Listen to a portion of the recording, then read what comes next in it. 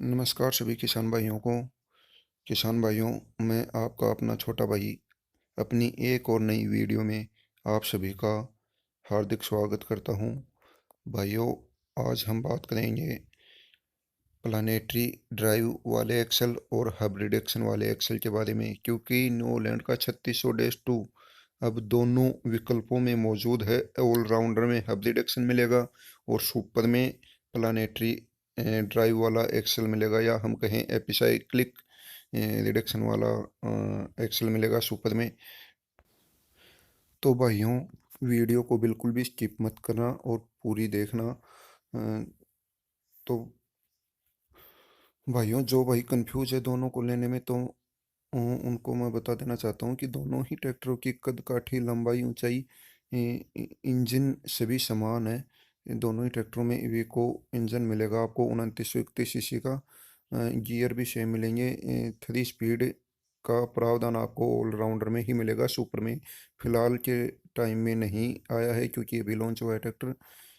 तो भाइयों, बात करते हैं हम इसके प्लानेटरी ड्राइव के एक्सल के बारे में। तो जो भाई न्यू हॉलैंड के, जैसा कि आप सभी जानते हैं, हब रिडक्शन वाला ट्रैक्टर, पीछे से हब रिडक्शन में से बहुत आवाज़ आती थी उसके जब वह चलता था।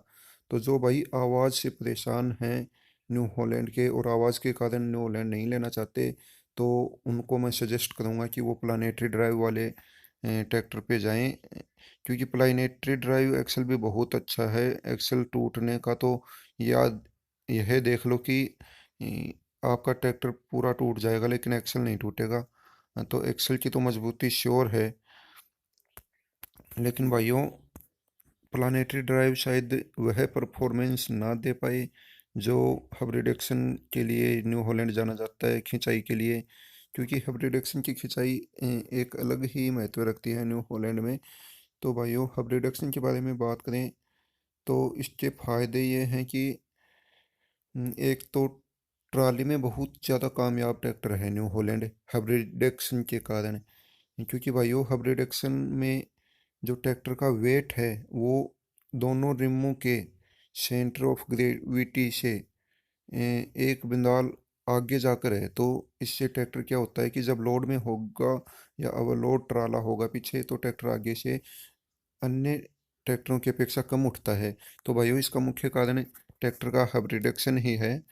जैसा कि आइसर 241 एक सिलेंडर ट्रैक्टर होता है जो उसमें भी हब रिडक्शन आता है, और आगे से वह बहुत हल्का होने के बावजूद भी बड़े ट्रैक्टरों से इतना वजन खींच ले जाता है और इतना नहीं उठता। अगर वहीं उसमें प्लानेटरी एक्सल या सादा एक्सल होता तो शायद मेरे हिसाब से वो आगे से टायर भी ना टेक पाता ज़मीन पर ओवरलोड में।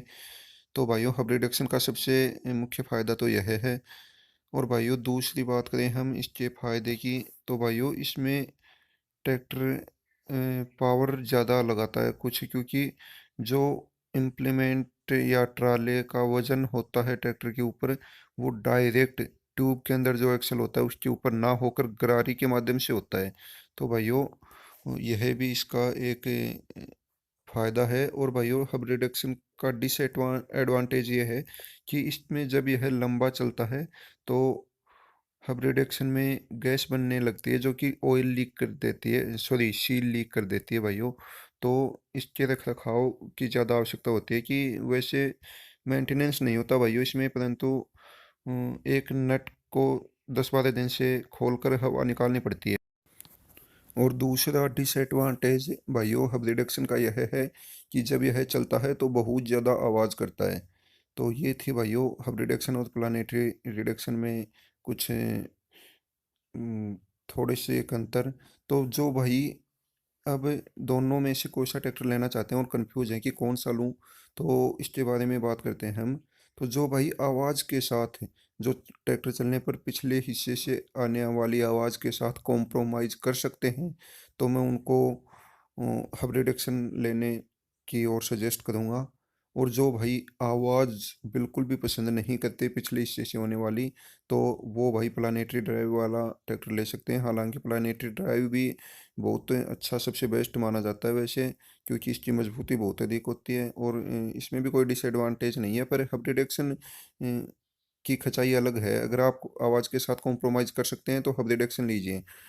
बाकी जो भाई ट्राले के ऊपर चलते हैं तो मैं उनको हब रिडक्शन लेना ही सजेस्ट करूँगा, क्योंकि इससे अलग ही खचाई देखने को मिलेगी आपको। और ट्रैक्टर आगे से फ्रंट लिफ्टिंग भी कम करेगा, जिससे आपकी सुरक्षा भी बनी रहेगी। और जो जिन भाइयों का काम खेती-बाड़ी में ज़्यादा है, जैसे कि पीटीओ चलित उपकरणों में ज़्यादा है, तो उनको मैं प्लानेटरी ड्राइव वाला ट्रैक्टर लेना सजेस्ट करूँगा, क्योंकि उसके हिस्से से बिल्कुल भी आवाज़ नहीं होगी। आशा करता हूँ प्लानेटरी या एपिसाइक्लिक रिडक्शन और हब रिडक्शन के बीच से का अंतर आपको समझ में आ गया होगा।